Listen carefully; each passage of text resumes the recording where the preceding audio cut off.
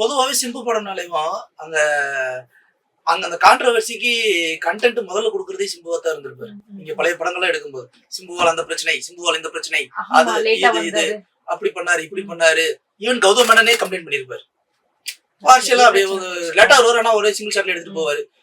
அவருக்கு ஒத்து கொடுத்தாருன்னா தான் நான் வந்து தள்ளி போகாத சாங்லயே எடுக்க முடியும். என்னவோ ஒண்ணு, ஏதோ ஒரு இடத்துல ஏதோ ஒரு கம்ப்ளைண்ட் போய்கிட்டே தான் இருக்கும். தக் லைஃப் படத்துல ஏதாவது சிம்பு மேல கம்ப்ளைண்ட் வந்துச்சா?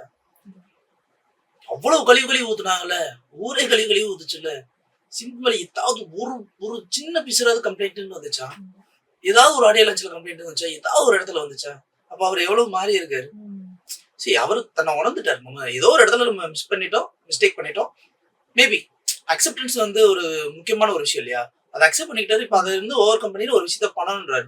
அந்த ஒரு விஷயத்த பண்ணணுன்றதுக்காக அவர் வந்து ஒரு வெயிட் தேவைப்படுது. சோ அந்த வெயிட்டிங் டைம்ல தான் இப்ப இந்த படத்தை எடுக்கிறாங்க. இது வந்து இன்னும் கொஞ்சம் பெட்டரா போகும் அப்படின்னு நம்ம எதிர்பார்க்கலாம். அண்ட் இப்போ விடுதலை பார்ட் 2மே வந்து வெற்றிமாறனுக்கு பெருசா போகல.